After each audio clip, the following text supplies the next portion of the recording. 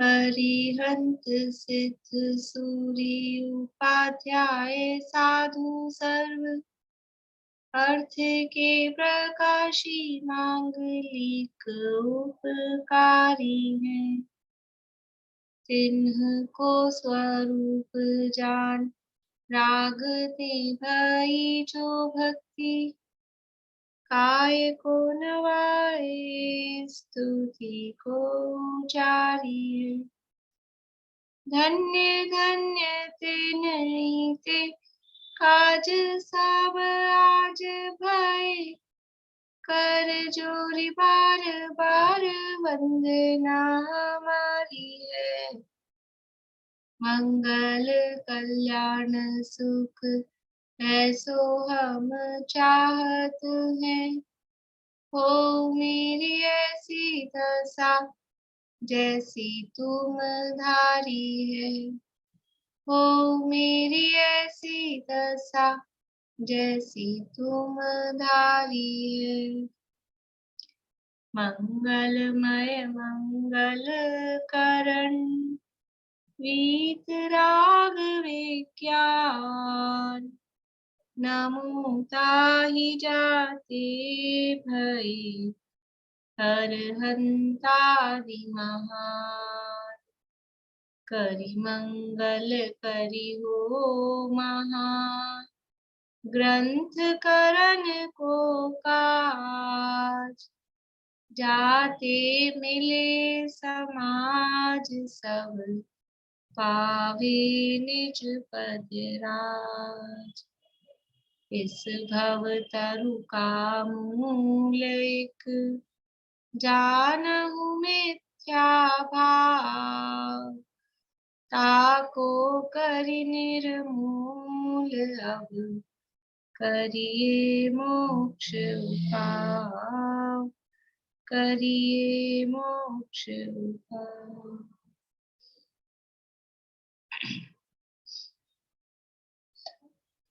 Question answer देख लें।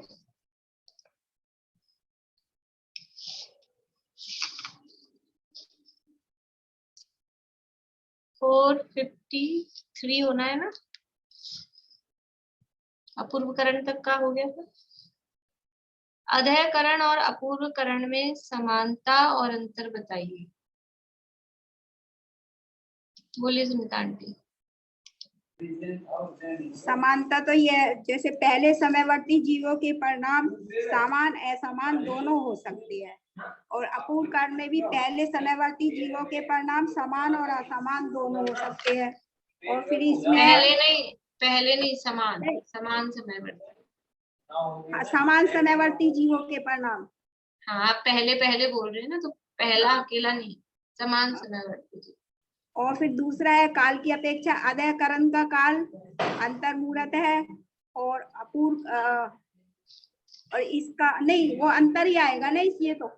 हाँ ये तो अंतर है, ये समानता नहीं है। ये समानता नहीं, और इसमें समानता में ही आ जाएगी दोनों की विशुद्धि अनंत गुना बढ़ती है समानता में। ये समानता में ये कह सकते हो ना कि जो चार आवश्यक अधःकरण में हो रहे हैं वही चार आवश्यक अपूर्वकरण में भी हो रहे हैं, तो वो जो चार हैं वो चार आवश्यक की अपेक्षा से वो भी लिखा है जो आवश्यक कार्य अधःकरण में होते हैं वे ही कार्य अपूर्वकरण में भी होते हैं। हाँ चार आवश्यक। और ये दो मतलब समानता दो हो गई। एक तो वो समान समयवर्ती जीवों के परिणाम समान असमान दोनों तरह से है, और जो चार आवश्यक अधःकरण में वही चार आवश्यक अपूर्वकरण में भी है, उन आवश्यकों की अपेक्षा से समानता है। और एक समान यही होंगी बस दो तीन समानता। एक भिन्न समयवर्ती, भिन्न समयवर्ती समानता का है, वो तो असमानता है ना। असमान अंतर आएगा ना, ये भिन्न समयवर्ती के इसके तो समान है अधःकरण में, और अपूर्व कर्ण में वो असमान ही होते हैं। हाँ और अंतर, और दो अंतर लिखे, दो समानता लिखी मैंने। हाँ तो दूसरा अंतर कौन सा है, दूसरा तो बोलिए। एक अंतर ये अधःकरण का काल अपूर्व कर्ण से मतलब असंख्यात भाग बड़ा वो है, संख्यात अंतर्गत है। हाँ यानी ऐसा सामान्य शब्दों में कह सकते हैं ना, अधःकरण का काल अधिक है अपूर्व करण का काल थोड़ा उससे कम है। संख्यात गुना है वो। हाँ, वो सामान्य शब्दों में भी अपन कह सकते हैं। और भी है अंतर तो? बस यही लिखे। और कौन बताएंगे और अंतर? एक में स्थिति बंधा सर्पण होता है और एक में स्थिति कांडक घात होता है। हाँ, नहीं, स्थिति बंधापसरण तो इसमें भी हो रहा है, अपूर्वकरण में भी। वो जो अपूर्वकरण में नए आवश्यक हो रहे हैं वो बताने पड़ेंगे ना, कि इसमें स्थिति कांडक घात, अनुभाग कांडक घात और गुण श्रेणी, ये काम एक्स्ट्रा हो रहे हैं जो कि काम अध्ययकरण में नहीं होते हैं। तो ये अंतर हुआ ना। अध्ययकरण में स्थिति कांडक घात, अनुभाग कांडक घात और गुण श्रेणी अध्ययकरण में नहीं होते हैं, क्योंकि अपूर्वकरण में ये तीनों आवश्यक होते हैं। तो ये अंतर होगा। लिखा नहीं था आप लोगों ने निशान की? तो नहीं, आप फिर ये बोले आपने अंतर और आगे वाले में स्थिति कांडक घात और वो भी अंतर बताए ना, तो उसमें लिख दिए है वो अंतर। अरे अगर ऐसा थोड़ी ना आपको ये नियम दे रखा है कि अगर आगे वाले क्वेश्चन में वो आंसर आ रहा है तो पीछे वाले में बिल्कुल, अगर पीछे वाले में वो आंसर बन रहा है तो पीछे वाले में तो लिखना पड़ेगा ना। पीछे वाला क्वेश्चन तो वो है कि आप अंतर बताओ, तो अंतर बन रहा है तो बताना पड़ेगा ना। ऐसा थोड़ी ना है कि आपको एक जगह आ गया तो दूसरी जगह नहीं आ सकता। चलिए, और इसके अलावा कोई अंतर तो नहीं लिखे हैं किसी ने? ठीक है, करने वाले ही एक दो लोग हैं मेरे ख्याल से, बाकी तो लोग करते ही नहीं है। नेक्स्ट क्वेश्चन है, अनिवृत्तीकरण किसे कहते हैं? बोलिए विनीता आंटी, बोलेंगे आप? हाँ जी, समान समयवर्ती जीवों के परिणाम समान होते हैं और समान समयवर्ती जीवों के परिणाम असमान होते हैं। हाँ, ही लगाना ही, है। हाँ जी, ही हाँ, असमान ही होते हैं और समान ही होते हैं। ही होते हैं। हाँ। अच्छा, मुझे है ना थोड़े, मैंने गैप किया थोड़ा समय बीच में, मतलब वो संजीव गोदा जी आए थे ना, प्रवचनों में लगी थी, तो कल मुझे उपसम श्रेणी की, आपके उपसम सम्यक की बात सुनी थी, बड़ी अच्छी लगी। थोड़ा सुना था कि वो 4 जगह जा सकता है, उपसम सम्यक वाला आपने कल बताया था ना, लास्ट में 15 मिनट का सुना था, मुझे वो अच्छा लगा। लेकिन और जो कुछ भी होगा रिपीट करोगे तो मैं तभी सुन पाऊंगी। तो आपके लिए रिपीट के लिए है ना, रिकॉर्डिंग है, आप रिपीट करते रहो उसको। अब वो रिपीटेशन में जो आएगा वो आएगा। देखो, एक बार जो बात चल जाती है ना, अपन चाह के भी वो जरूरी नहीं दोबारा वो बात उस रूप में आएगी। लेकिन एक बात कह रही थी मैं कि क्षायिक सम्यक वाला क्या सिर्फ ओनली 6 उपसम सम्यक से ही होगा, उपसम से नहीं होता सीधा? नहीं होता, क्षायिक सम्यक, उपशम सम्यक से क्षयिक नहीं होता सीधा। क्षयिक सम्यक हाँ, दृष्टिकोण के क्षयिक से ही होता है। तो ओनली हो गया ना फिर, और कहीं से हाँ, रास्ता ही नहीं ओनली है, है, बिल्कुल ओनली है ना? है। हाँ, तो कल ये बात मुझे अच्छी सी लगी, रट भी गई कि उपसम वाले के 4 रास्ते हैं, कि यदि उसको सम्यक प्रकृति चलिए, का अभी बोधा, अभी अपन की प्रश्न कर लेते हैं, वो आप बाद में बताते रहिएगा। अभी तो प्रश्न ये है, अनिवृत्तीकरण किसे कहते हैं, इसका जवाब हो गया। और किसी को कुछ बोलना है इसमें? बोले निशान की। निवृत्ति मतलब जहाँ समान समयवर्ती जीवों के परिणाम समान ही होते हैं उसे अनिवृत्तीकरण कहते हैं। निवृत्ति अर्थात परिणामों में भेद, अनिवृत्ति भेद रहित परिणाम। त्रिकालवर्ती नाना जीवों के परिणाम जहाँ समान ही होते हैं उसे अनिवृत्तीकरण कहते हैं। हाँ। मतलब तीर्थंकर भगवंतों से लेके आज तक के जितने भी जीव जो भी इस गुणस्थान में जाते, इस अनिवृत्तीकरण में जाते हैं, तो पर्टिकुलर उस समय उनके परिणाम वैसे ही एक समान ही होते। बिल्कुल, बढ़िया। और भी कुछ होगा? नहीं, ठीक। अध्ययकरण का काल कितना है तथा उसमें क्या कार्य होते हैं, बताइए। अनीता आंटी। अध्ययकरण का काल भी अनंत अंतर्मुहूर्त का है, उसमें 4 कार्य होते हैं कि समय समय पर अनंत गुणी विशुद्धि होती है, और जो नवीन कर्म का बंध होता है वो घटते स्थिति घटते हुए को होता बंधापसरण। बढ़िया। प्रशस्त प्रकृतियों का अनुभाग बढ़ता है और अप्रशस्त समय समय पर अनंत गुना बढ़ता है, और अप्रशस्त प्रकृतियों का भाग समय समय पर अनंत गुना घटता हुआ। बढ़िया, आप बिना देखे बोल रहे थे ना? याद तो किया है। ये अच्छा लगा मुझे कि आपने याद करके बोला, मतलब ये याद करने हैं, ये चीजें याद रहनी चाहिए। वो किताब में से देख के बोलते हैं, वो याद हो तो भी बोलते हैं, कोई बात नहीं, लेकिन याद हो गई आपको वो अच्छी बात है। स्थिति बंधापसरण किसे कहते हैं? इसमें अप्रशस्त प्रकृतियों का अनुभाग प्रति समय अनंतवे भाग होता है। इन्होंने गुणा बोला तो फर्क नहीं तो पड़ेगा। अनंत गुना घटता है, वही बात है ना, अनंत में भाग होता है, जब घटता शब्द नहीं दिया, मतलब वो हो रहा है, वो अनंत में भाग शब्द अपने आप में घटने का अर्थ है। मैंने घटना शब्द पे गौर नहीं, सॉरी। हाँ, तो गुना बोलते हैं तो वो घट रहा है, वो अपने को घटने में वो वही वाला शब्द लगाना ज्यादा सही रहता है। तो ऐसा नहीं कर सकते अनंत में भाग घटता है, तो गलत हो जाएगा। अगर अनंत में भाग घटता है कह देंगे तो गलत हो जाएगा। स्थिति बंधापसरण किसे कहते हैं? पारुल। स्थिति बंधापसरण में जो नए कर्म बनते हैं वो हर समय घटते हुए स्थिति के साथ बनते हैं। हर समय नहीं, हर अंतर्मुहूर्त में। हाँ, ये ध्यान रखना है, कहीं भी समय लगा दो, ठोक दो कुछ भी ऐसा नहीं है। हर अंतर्मुहूर्त में होने वाला जो नवीन स्थिति बंध है वो घटते क्रम में होता है, वो स्थिति बंधापसरण है। अपूर्वकरण का काल कितना है और उसमें क्या क्या कार्य होते हैं?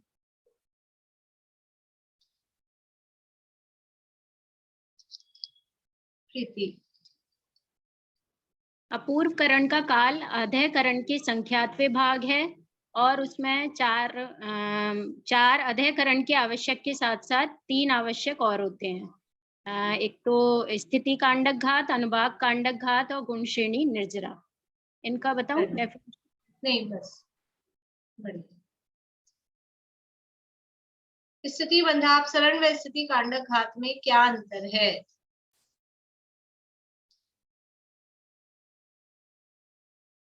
पूर्णिमा आंटी।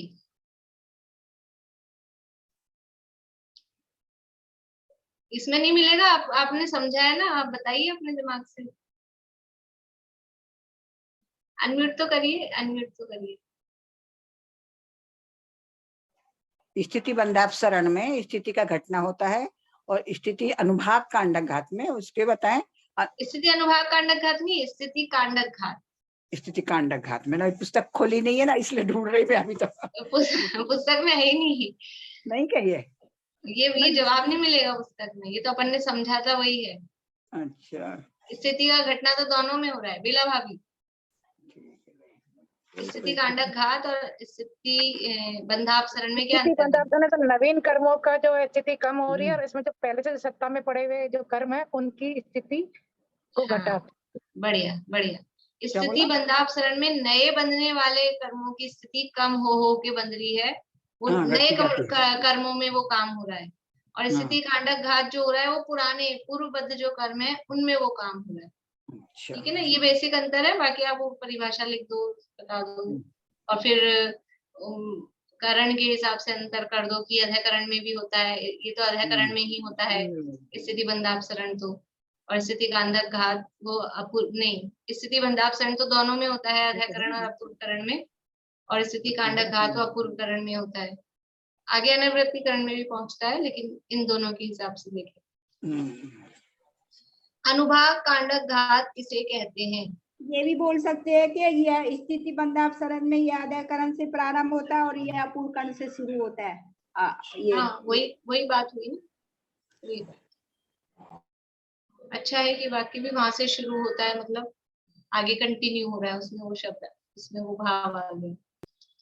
अनुभाग कांडक घात किसे कहते हैं? आशा आंटी आप बोल सकते हैं कुछ अनुभाग कांडक घात के बारे में? बोलिए, अनम्यूट करिए। सत्ता में स्थित, मैंने जैसा लिखा है सोचा है, सत्ता में स्थित पूर्वबद्ध पाप प्रवृत्तियों का अनुभाग हर अंतर मुहूर्त में अनंत बहुभाग नष्ट करना अनुभाग कांड कहलाता है। हाँ, बढ़िया। पाप प्रकृतियों का, स्पर्धकों का, पाप प्रकृतियों का ही होता है। अनुभाग कांडक घात पाप प्रकृतियों का ही होता है। तो सत्ता में स्थित जो पूर्वबद्ध पाप प्रकृतियां हैं उनका अनुभाग हर अंतर्मुहूर्त में अनंत गुना कम करना या अनंत विभाग करना बोलो, वो अनुभाग कांडक ख्याल। स्थिति बंध अपसरण में तो नए कर्मों का था, नए कर्म जो बन रहे हैं उनका अनुभाग, वो उनका वो स्थिति घट के बढ़ रही थी, घट रही थी। और हाँ। स्थिति कांडक घात में सत्ता में पूर्व कर्मों की वो स्थिति वो हो रही थी, घट रही थी। और इसमें पाप प्रकृतियों की, सत्ता में स्थित पाप प्रकृतियों का अनुभाग है। हाँ, तो इसमें है ना? अनुभाग की बात है, उसमें स्थिति। पाप पुण्य जो शब्द है ये अनुभाग की तरफ से है अभी। अनुभाग है, किसका इसमें फल पाप अनुभाग है, रूप है, किसका फल। उसमें स्थिति थी, इसमें अनुभाग है। मतलब इसमें फल वाली बात है, उसमें काल वाली बात है। हाँ हाँ, बोलो पारुल। भाभी अब अधःवृत्तिकरण में ही जो प्रशस्त प्रकृतियां थी उनका अनुभाग दो स्थानीय ही रह गया था, द्विस्थानीय रह गया था अधःकरण में। अधःकरण में। और जो अपूर्वकरण है फिर उसमें द्विस्थानीय जो भाग रह गया उनमें ही कम होगा ना। हाँ, जो द्विस्थानीय रह गया है ना उसमें ही कम हो रहा है। और उसकी भी एक रेंज होगी ना द्विस्थानीय की भी, उसमें भी कितना, तो वो हर अंतर्मुख में वो भी कम कम होता जा रहा है।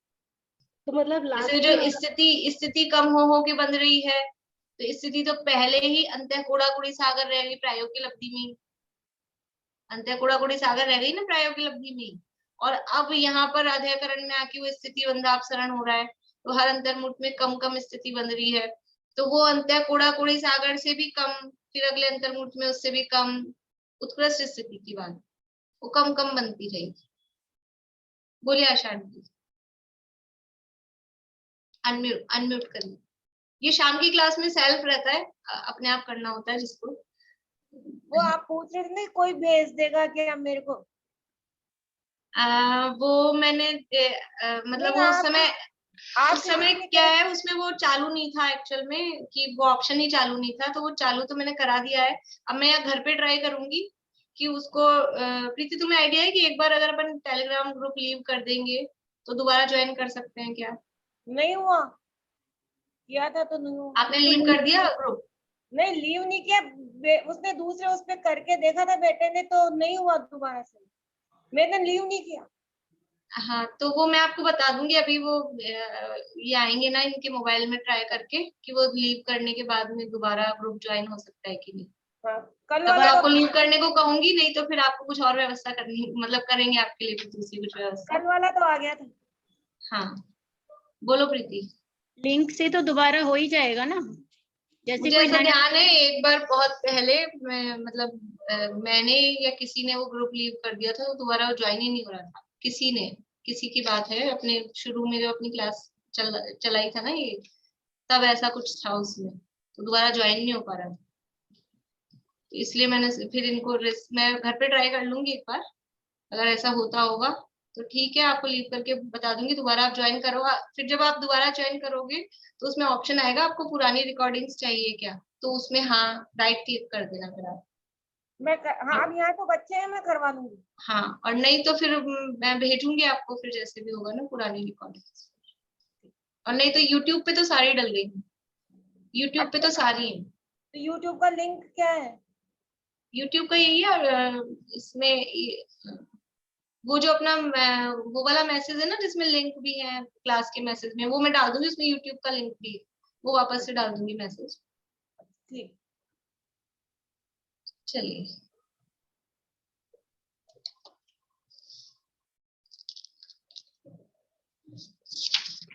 ये अपनी चर्चा चल रही थी, ये क्वेश्चंस तो पूरे हो गए हैं। चर्चा अपनी चल रही है 265 पेज पे, 265 नंबर पेज पे, मोक्षा प्रकाशक में। ये पैराग्राफ फिर से पढ़ के फिर आगे बढ़ जाएंगे, रीडिंग कर ज्योति जी, लीजिए। हाँ, एक सेकेंड, वो द्विस्थानीय और चतुस्थानीय वाले थोड़ा सा बता दीजिए। एक्चुअली मेरी रिकॉर्डिंग कहाँ है, या तो ये बता दीजिए कौन सी रिकॉर्डिंग सुनी। अभी द्विस्थानीय अभी तो चली थी इन दिनों ही, आप शायद एब्सेंट थे ना, बस वो आपके एब्सेंट वाली में ही होगी। मतलब द्विस्थानीय अनुभाग का मतलब है, यानी टोटल अनुभाग 4 प्रकार का होता है, लता, दारू, अस्थि और शैल। तो द्विस्थानीय रह गया, मतलब अस्थि और शैल वाला खत्म हो गया, लता दारू टाइप पे। और उधर नीम, कांजीर, विष, हलाहल, उसमें से विष और हलाहल वाला नहीं है, नीम और कांजीर रूप रह गया, ये द्विस्थानीय, इसको बोलते हैं द्विस्थानीय। चतुस्थानीय में मतलब चारों टाइप का है वो चतुस्थानीय में। तो पाप प्रकट पुण्य प्रकृतियों का अनुभाग तो चारों टाइप का चतुस्थानीय रहता है और वो चतुस्थानीय बढ़ता है। और पाप प्रकृतियों का अनुभाग द्विस्थानीय रह जाता है, मतलब हल्की वाली धूप, लता और दारू रूप या नीम और कांजीर रूप। और उसमें भी फिर हर अंतर्मूर्त में और घटता जाता है अनुभाग कांडक भाग। होती 1 मिनट। ये हाँ, बोलिए। आपने परिभाषा भेजी थी ना ये अपूर्वकरण की, तो उसमें हाँ। जैसे लिखे जहाँ पहले और पिछले समयवर्ती जीवों के परिणाम समान ना हो, अपूर्व ही हो, वह अपूर्वकरण है। फिर अपन ने ये जो इसमें ये दिया है ना अपना, इसमें समान असमान वाला समयवर्ती वाले में, तो फिर उसमें समान असमान दोनों कैसे दिया अपन ने? देखो वहां अकेला दिया है, केवल एक लिया है, समान समयवर्ती। समान समयवर्ती जीवों के परिणाम देखे जाएंगे अपूर्वकरण में, तो वो समान भी हो सकते हैं, असमान भी हो सकते हैं। लेकिन भिन्न समयवर्ती जीव हैं, उनका टाइम अलग अलग है, एक नंबर के समय पर है, एक 2 नंबर के समय पर है, तो उनके परिणाम देखे जाएंगे तो वो परिणाम अलग ही होंगे, अपूर्वी होंगे। ये तो ये बात। और वो जो पहले आपने परिभाषा बोली कि जहां समान क्या शब्द बोले थे? जहाँ पहले और पिछले जहाँ पहले और पिछले समयवर्ती जीवों के परिणाम असमान अपूर्वी ही होते हैं। तो पहला समय और पिछला समय मतलब 1 नंबर का समय और 2 नंबर का समय, ये पहला और पिछला हो गया। 1 नंबर का समय और 2 नंबर का समय, ये पहला और पिछला हो गया, मतलब भिन्न समय हो गए। पहला समयवर्ती और पिछले समयवर्ती मतलब समय अलग अलग हो गए ना, 2। ये भिन्न समयवर्ती हो गए। तो भिन्न समयवर्ती जीवों के परिणाम तो अपूर्वी ही हैं, असमान ही हैं। अपूर्व मतलब असमान ही है। वहां केवल एक वाक्य दिया है परिभाषा में, केवल अपूर्वता बताने वाली बात बताई है। लेकिन अपन क्योंकि तीनों में कंपैरिजन कर रहे थे, इसलिए अपन ने दोनों बातें लिखी। इसी में अगर समान समयवर्ती जीव हैं तो उनके परिणाम समान भी हो सकते हैं। एक ही नंबर के समय पर है सब जीव, तो उनके परिणाम समान भी हो सकते हैं, असमान भी हो सकते हैं। लेकिन कोई जीव 2 नंबर पे पहुंच गए हैं तो उनके परिणाम समान नहीं होंगे उनके पहले नंबर वालों से, उनके परिणाम पहले नंबर वालों से कुछ अलग ही होंगे। तो भिन्न समयवर्ती जीवों के परिणाम भिन्न ही होते हैं, असमान नहीं होते। ठीक, आया समझ में? हाँ ठीक।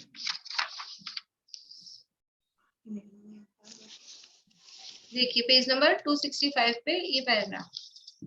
इस प्रकार जो सम्यक से भ्रष्ट हो उसे साधी मिथ्या दृष्टि कहते हैं। मतलब इस पैराग्राफ में क्या बताया गया है, सम्यक से भ्रष्ट, प्रथमोक्षम सम्यक से जो भ्रष्ट हुआ, मिथ्या दृष्टि हो गया, उस मिथ्या दृष्टि की अब क्या क्या रास्ते हो सकते हैं, पुनः दोबारा से अब वो सम्यक प्राप्त करे या जो भी करे, तो उसके क्या क्या रास्ते हो सकते हैं।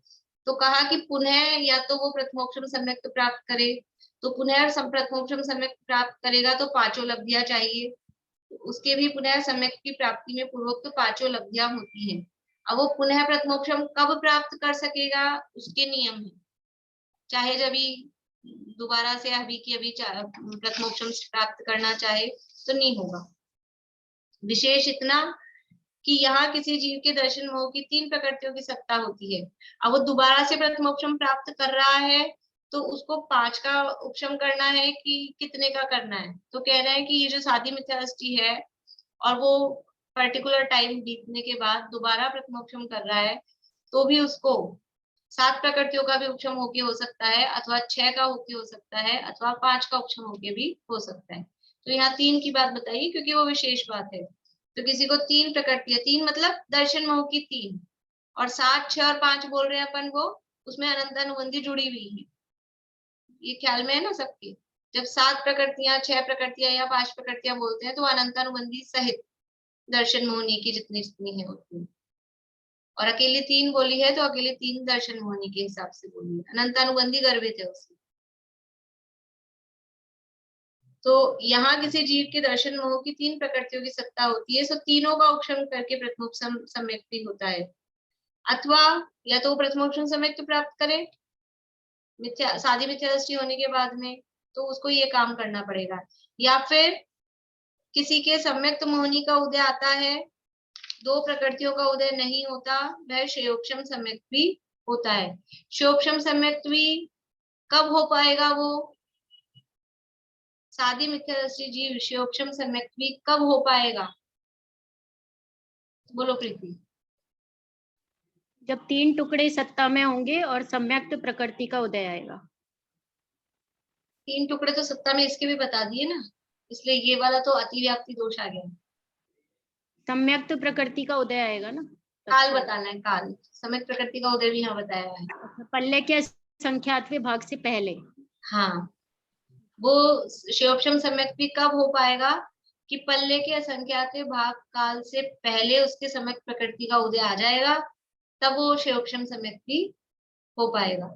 यदि पल्ले का असंख्यात्वा भाग काल बीत गया है और वो 3 टुकड़े अगर पड़े भी हैं तो भी वो उसको दोबारा से फिर प्रथमोपम करना पड़ेगा। ठीक है, तो किसी के सम्यक होने का उदय आता है, 2 प्रकृतियों का उदय नहीं होता, वह शिवोपम सम्यक भी होता है। और शिवोपम सम्यक भी जब वो होता है तो उसके अनवृत्तिकरण नहीं होता, उसकी जरूरत नहीं है। 2 करण होते हैं और उसमें भी गुण श्रेणी आदि क्रिया नहीं होती है। अपूर्व करण में भी जो गुण श्रेणी आदि क्रिया है वो नहीं होती है। प्रथमोपम, किसी को एक मिनट, हाँ, प्रथमोपम सम्यक छूटने के बाद में अंतर्मुहूर्त के बाद में फिर से क्षयोपम सम्यक तो नहीं ले सकता? हाँ, ले सकता है ना। ऐसा वो कोई जरूरी ये जो कहा ना, अथवा किसी के सम्यक होने का उदय आता है, वो समझ लो अंतर्मुहूर्त बाद आया, 2-4 घंटे बाद आया, 1-2 साल बाद आया, कभी भी आ गया। ज्यादा से ज्यादा पल्ले के असंख्यात विभाग। हाँ, ज्यादा से ज्यादा वो पल्ले का असंख्यात विभाग काल से पहले, उससे एक समय पहले समझ लो।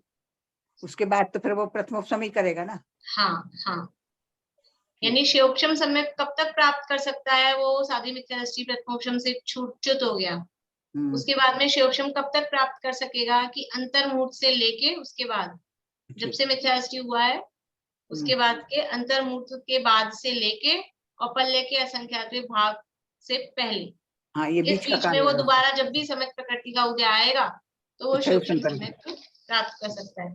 अभी सम्यक प्रकृति का उदय कैसे आ जाएगा अपने आप ही? तो ऐसे नहीं आएगा चलते फिरते सम्यक प्रकृति का उदय आ गया। उसके लिए 2 करण तो परिणामों की विशुद्धि उतनी चाहिए कि अब हमारे शिवोपम सम्यक तो नहीं हो रहा है क्योंकि वो प्रकृति का उदय ही नहीं आया, तो वो अपने आप नहीं आ जाएगा। प्रकृति का उदय खुद ही आके आ गया। जीव के परिणामों का निमित्त पाकर वो कर्म के उदय आते हैं, तो जीव के विशुद्ध परिणाम चाहिए उसमें। यानी 2 करण जब होंगे और वो विशुद्ध परिणाम हुए तब वो सम्यक प्रकृति सामने उदय में आई, तो कहा जाता है कि सम्यक प्रकृति के उदय से शिवोपम सम्यक हुआ। वास्तव में कर्म के उदय से कहना ये तो व्यवहार का निमित्त का कथन है। जीव ने वो पुरुषार्थ किया है, पुरुषार्थ के बिना शिवोपम सम्यक भी नहीं होगा। बिना पुरुषार्थ के उतना पुरुषार्थ तो करना ही पड़ेगा। अभी इसमें फिर वो 4 लब्धि पहले से ही होंगी प्रथमोपम से क्षयोपम में। हाँ, उसमें वो लब्धियां पहले समझ लो, गर्भित समझ लेना, क्योंकि वो उपदेश उसको मिला हुआ है ही, और वो विशुद्धि और वो होंगे तब तो ये कर ही पाएगा ना 2 करण भी, तो वो उसको शिवोपम और विशुद्धि तो होगी ही। अब उसको लब्धि कह दो, वहां पर समझ लो। प्रदेश ना आप डायरेक्टली अलग से मिलने की कोई वो उसका जरूरत नहीं है। मिल गई हो तो भी ठीक है, ना मिले तो भी वो स्वयं ही मतलब विचार करके जैसे भी कर सकता है। पर ये है कि मतलब चांसेस ऐसे दिखते हैं ना कि वो विचार कब करेगा, कुछ ना कुछ बाहर में ऐसा होगा। लेकिन देखो, इसलिए इसमें नियम नहीं है। नरक आदि में जो शिवोपम सम्यक तो हो जाता है, नरक में मुख्य रूप से, नरक में तिर्यंचों को शिवोपम सम्यक तो होता है। दूसरे नरक से नीचे, दूसरे तीसरे नरक के बाद में, यानी चौथे, पांचवें, छठे, सातवें नरक में जो सम्यक हो रहा है, कौन सा हो रहा है? शिवोपम हो रहा है। अब वहां कोई उपदेश देने वाला तो है ही नहीं। तीसरे नरक तक तो चलो आके देव दे जाते हैं उपदेश, पर चौथे, पांचवें, छठे, सातवें नरक में उपदेश कोई देने वाला नहीं है। तो वहां वेदना से ही, वेदना के निमित्त से ही सम्यक तो प्राप्त कर लेते हैं। इतनी मार पड़ती है, मार खा खा के अगर ठिकाने आती है तब। यहाँ अच्छे में नहीं याद आता है। वो कहते हैं ना, दुख में सुमिरन सब करें, तो वो दुख पड़ता है ना, तब याद आती है अपनी, और फिर वो विशुद्धि बनती है। और वो उस विशुद्धि में पहले का सम्यक प्राप्त किया हुआ हो, मतलब सादी मिथ्या दृष्टि हो और सम्यक प्रकृति का उसको उदय आए, तो शिवोपम। प्रथमोपम भी कर सकता है, चारों गतियों में प्रथमोपशम कर सकता है, लेकिन वहां पर भी साक्षात देशना किसी की नहीं मिलेगी।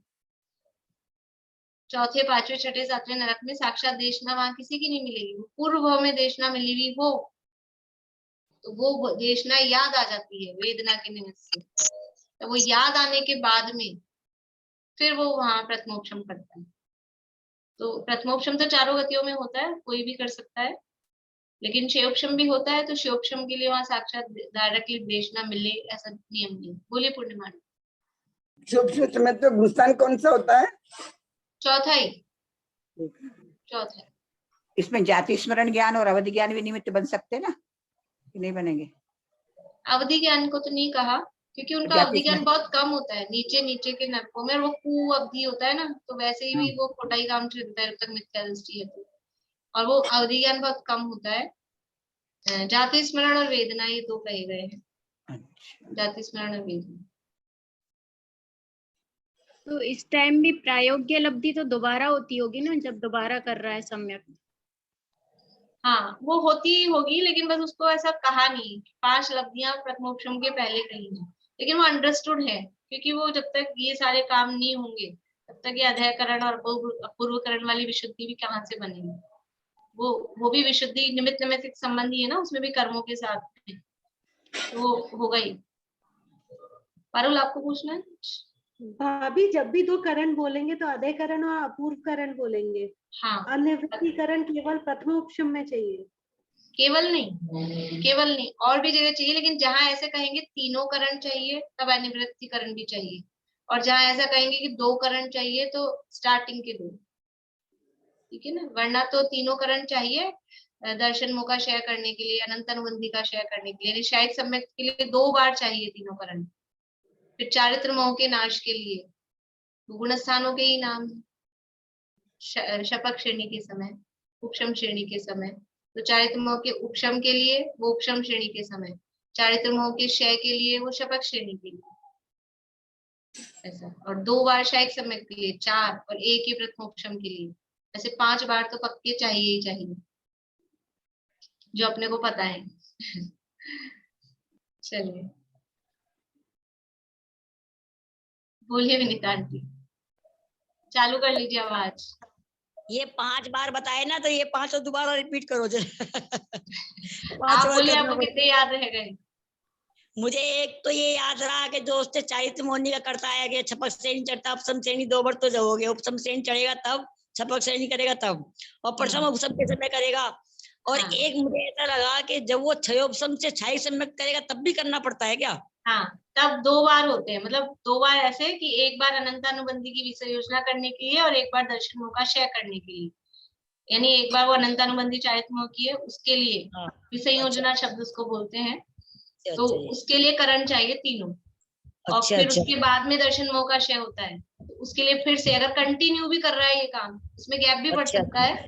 अनंतानुबंधी की विषय योजना के बाद में दर्शन मोह का नाश करने में गैप भी पड़ सकता है, बहुत लंबा गैप भी पड़ सकता है, और ज्यादा लंबा गैप हो जाता है तो वो लैप्स हो जाती है अनंतानुबंधी की विषय योजना, उसकी वैलिडिटी खत्म हो जाती है, तो वो दोबारा से करनी पड़ती है। तो दोबारा करनी है तो दोबारा से वो 3 करण करने पड़ेंगे। और अगर कंटिन्यू भी कर रहे हैं अनंतानुबंधी की विषय योजना के बाद तुरंत ही दर्शन मोह का क्षय, तो भी दोबारा से 3 करण करने पड़ेंगे।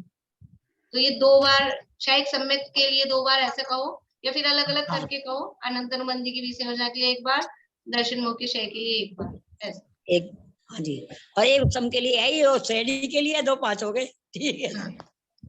बोलिए आशा। तो करण का म्यूट हो गए आप, म्यूट हो गए। करण का मतलब परिणाम है ना? हाँ, तो मतलब इस वाले परिणामों से ज्यादा उत्कृष्ट परिणाम श्रेणी के क्षण के लिए विशुद्ध होने चाहिए। हाँ, फिर उसमें भी और विशुद्ध, और फिर वो शपथ में और विशुद्ध, और शाही वाले और, तो परिणाम में उत्कृष्टता हो गई। हाँ, वही एक करण, 5 करण होगा तो उनमें परिणामों की उत्कृष्टता छूटती जा रही है। हाँ, है ना, एक मीनिंग सीधा सा यही मीनिंग हुआ कि परिणाम उत्कृष्ट चाहिए। हाँ, उत्कृष्ट हो रहे हैं। और ये जो नाम सेम है, अधःकरण, अपूर्वकरण, अनिवृत्तिकरण, लेकिन हर जगह की विशुद्धि अलग टाइप की, अलग टाइप मीन्स विशेष है। प्रथमोपशम सम्यक तो वाले करणों की विशुद्धि से, हाँ वही जो आप बात कह रहे हैं, उससे अधिक विशुद्धि चाहिए अनंतानुबंधी की विषय योजना में, उससे और अधिक विशुद्धि चाहिए दर्शन मोह के क्षय में, उससे और अधिक विशुद्धि चाहिए चारित मोह के उपशम में, और उससे और अधिक विशुद्धि वो है चारित मोह के क्षय में, यानी शपक्षय में। जैसे ऊंची ऊंची क्लास में जाए डीप डीप डीप डीप, वो वाली बात है आपकी, डीप डीप हाँ, की चाची है ना, हाँ, वही बात है। वही।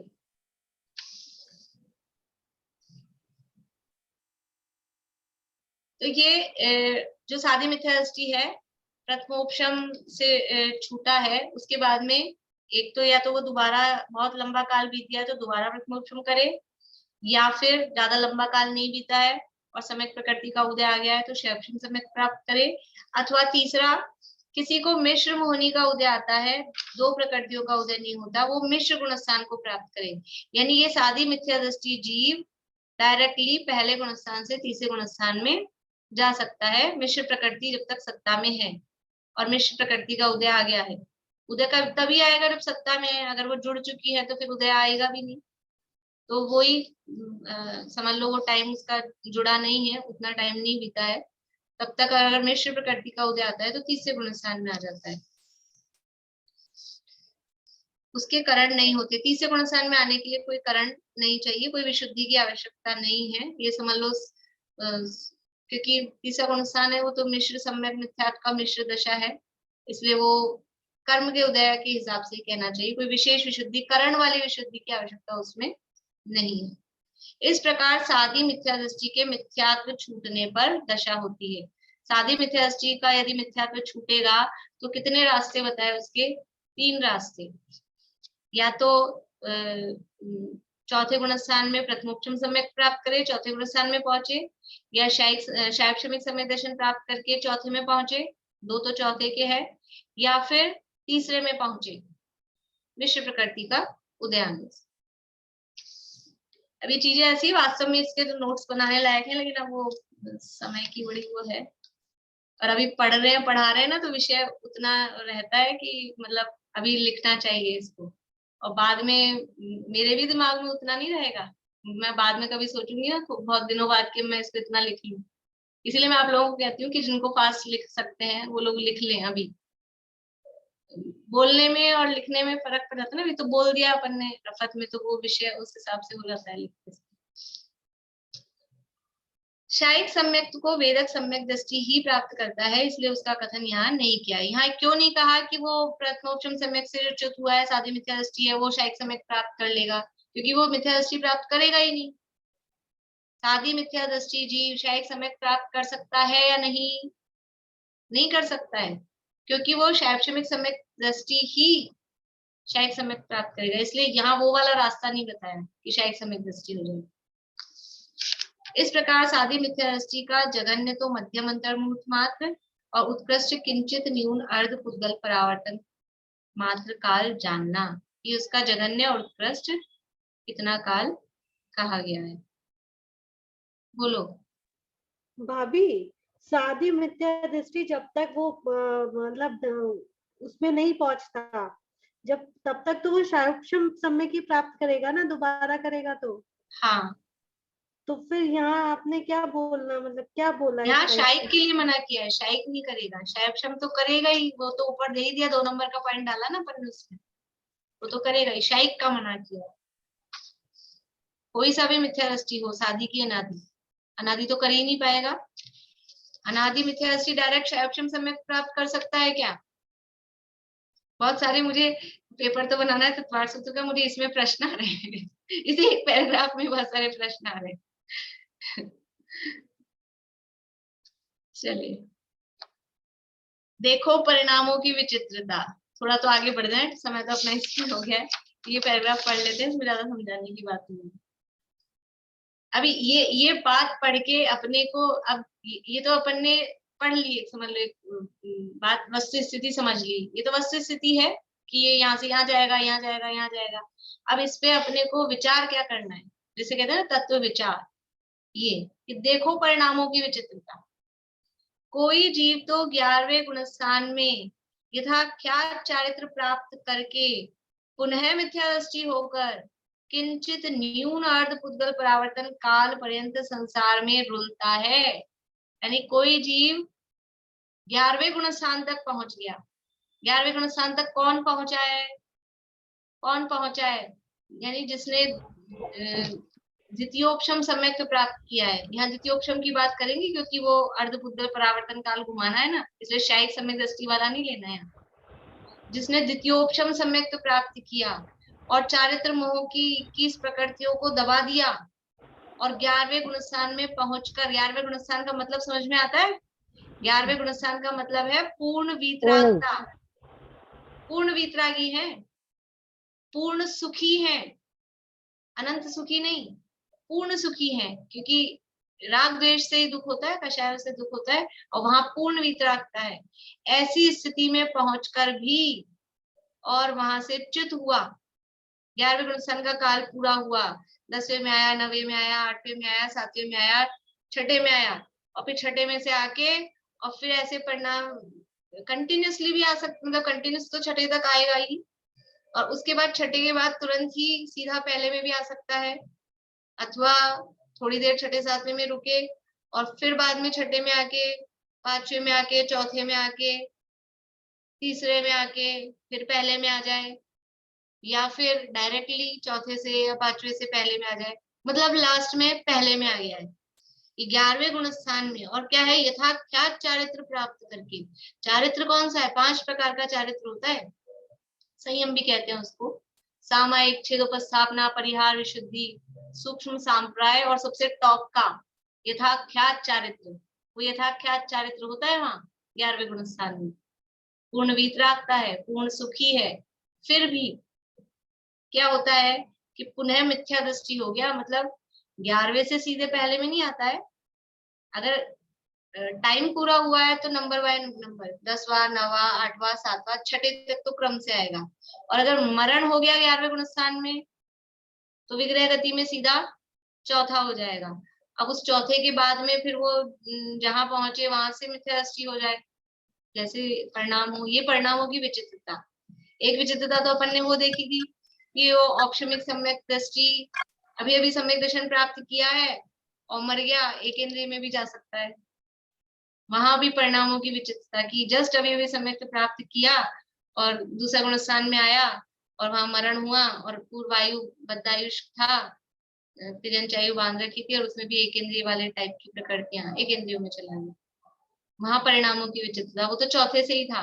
ये 11वें तक पहुंच के, 11वें तक पहुंच के पहले गुणस्थान में आया, तो पहले गुणस्थान में आया तो एक इंद्रिय में तोड़ना जा सकता है, ये भी जा सकता है। और बाद में कितना घूमेगा कि अर्धपुद्गल परावर्तन काल तक घूमता रहे, दोबारा सुध ही नहीं ले फिर अपनी, इतनी स्थिति हो सकती है। यानी अपन सोचे कि हमने तो पढ़ लिया, अपन तो ठीक है, कुछ भी कहीं भी, अपन ओवर कॉन्फिडेंस नहीं, ओवर कॉन्फिडेंट नहीं होना। अपने को कितना संभल के रहने की जरूरत है कि जरा सी हमको संगति दूसरी मिलती है तो हमारे परिणाम वहां जाने लगते हैं। बुद्धि पूर्वक अपने को बचाकर यहाँ रखना। बोले ममता भाभी। फिर ऐसे कैसे कहते कि भावलिंगी मुनि मरकर नरक में जाते और तिर्यंचने में नहीं जाते? तो वो डायरेक्ट नहीं जा रहा ना, भावलिंगी मुनि मर के उसी भाव में नहीं जा रहा, उसी भाव में नहीं जा रहा, वो जाएगा तो देव में, फिर बाद में मिथ्यात्व की बात कर रहे हैं। वो एक इंद्रिय की जो बात की मैंने, वो बाद में जाएगा। उसके साथ ही कहा ना अर्धपुद्गल परावर्तन काल घूमना है, तो फिर कहाँ जाएगा अर्धपुद्गल परावर्तन के लिए? उसी भाव में डायरेक्टली नहीं जाएगा, क्योंकि भावलिंगी मुनि बना है, तो भावलिंगी मुनि बना है इसका मतलब देव में ही जाएगा उस भाव में। और बाद में फिर मिथ्यात्व प्राप्त किया, देव में गया और बाद में मिथ्यादृष्टि हो गया, फिर तो क्या है, कहते चैथावर्तन धरे। देव से आके मान लो कोई एक आध अच्छा भाव भी ले लिया, पर अर्धपुद्गल परावर्तन काल अगर व्यतीत करना है तो कहाँ बीतेगा इतना काल? 10 पर्याय का काल तो साधिक 2000 सागर है, बुधा संख्याति वर्ष है, यहाँ अनंत काल बिताना है अर्धपुद्गल परावर्तन में, वो वहीं जाके हो। मनोरमा आंटी आप कुछ बोल रहे हैं? यथा क्या चारित्र तो 12वें गुणस्थान में होता है ना? नहीं, 11वें से 14वें में। 11वें से 14वें में। तो देखो परिणामों की विचित्रता। कोई जीव तो 11वें गुणस्थान में यथाख्यात चारित्र प्राप्त करके पुनः मिथ्यादृष्टि होकर किंचित न्यून अर्धपुद्गल परावर्तन काल पर्यंत संसार में रुलता है, और कोई दूसरा जीव कैसा है, कोई नित्य निगोद से निकलकर, नित्य निगोद से निकला है अभी, और डायरेक्ट नित्य निगोद से निकलकर मनुष्य होकर, नित्य निगोद से निकलकर डायरेक्ट मनुष्य बन सकता है। वो भरत चक्रवर्ती के पुत्रों के संदर्भ में आता है 923 पुत्र, तो उन्होंने तो बीच में दूसरी 2 इंद्रिय की पर्याय धारण की थी, लेकिन कोई जीव ऐसा भी हो सकता है डायरेक्ट अभी नित्य निगोद से निकले और डायरेक्ट मनुष्य बन जाए। यानी मनुष्य पर्याय हमको मिली है और ये हमने बहुत बड़ा तीर मार लिया है कि मनुष्य हो गए हैं, ये काम तो नित्य निगोदिया भी कर सकता है कि वो मनुष्य हो जाए। हम किसी को अहंकार हो रहा हो मनुष्य है, मनुष्य है, और हम मनुष्य अपने आप को समझ के दूसरों को कुछ गिनते ही नहीं, जीवों को, ये सब चींटी कीड़े मकोड़े ये अपने को दिखते ही नहीं है, बड़े बड़े और हाथी घोड़े गाय बैल ये नहीं कोई जीव समझ में आते हैं। तो ये मनुष्य होना कोई जब दुर्लभता बताएंगे तो दुर्लभता बताएंगे, जैसा जो प्रसंग होगा वो दुर्लभ है, वो बात वो अपनी जगह है, लेकिन फिर भी ये कोई बहुत मनुष्य पर्याय हमने प्राप्त करके ही सारा अपना मतलब इतना ही था अपना काम, ये नहीं है। ये मनुष्य पर्याय तो नित्य निगोदिया भी प्राप्त कर सकता है। तो मनुष्य होकर और फिर मिथ्यात्व छूटने के पश्चात मनुष्य हुआ, और मनुष्य हुआ तो 8 वर्ष में ही, 8 वर्ष का जब हुआ गर्भकाल सहित, मतलब समझ लो 7.25 वर्ष का हुआ, और 7.25 वर्ष का हुआ और ये सब पंचलब्धि पूर्वक ये सारे परिणाम विशुद्ध किए तो मिथ्यात्व छूटा। और मिथ्यात्व छूटने के बाद में, और अगर इतने जल्दी भी नहीं छूटा हो तो जब उसका मिथ्यात्व छूटा हो 10, 20, 50 साल बाद मान लो, तो मिथ्यात्व छूटते ही, मिथ्यात्व छूटने के पश्चात अंतर्मुहूर्त में केवल ज्ञान प्राप्त कर लेता है। अंतर्मुहूर्त में नित्य निगोद से निकला, सीधा मनुष्य हुआ, और जब मिथ्यात्व छूटा उसी भाव में मिथ्यात्व छूटा और अंतर्मुहूर्त में केवल ज्ञान प्राप्त करता है। ऐसा जानकर अपने परिणाम बिगड़ने का भय रखना और उनके सुधारने का उपाय करना। ये सारा इतना सारा अपन ने पढ़ा, करण वरण और समझ लो कर्मों की चर्चा और बहुत सारा करणानियों पढ़ा इन दिनों। इससे सीखना क्या कि अपने परिणाम बिगड़ने का भय रखना, डरना परिणाम बिगड़ ना जाए, मतलब कॉन्फिडेंट रहना, लेकिन ओवर हर चीज का वो अच्छा नहीं होता है, ओवर कॉन्फिडेंट नहीं होना, परिणाम बिगड़ने का भय रखना और उनके सुधारने का उपाय करना। ये हमको शिक्षा यहाँ पर पंडित साहब दे रहे हैं, बाकी चर्चा अपन कल करेंगे। अभी जिनवाणी स्थिति करते हैं। निशा आंटी आप बोलेंगे? याद हो गई? बिना देखे बोल सकेंगे? मैं शेयर नहीं कर रही हूँ आज, ठीक है?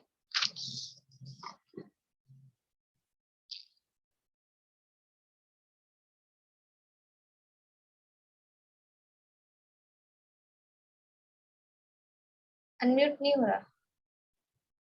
जोग धरे रहे जोग सो भिन्न अनंत गुणात्म केवल ज्ञानी, तासो हृदय द्रह सोनिक सी सरिता समवे श्रुत सिंधु समानी, याते अनंत नयातम लक्षण, याते अनंत नयातम लक्षण, सत्य स्वरूप सिद्धंत बखानी, बुद्ध लखे न लखे दूर बुद्ध, सदा जग माही जगे जीनवाणी, सदा जग माही जगे जीनवाणी।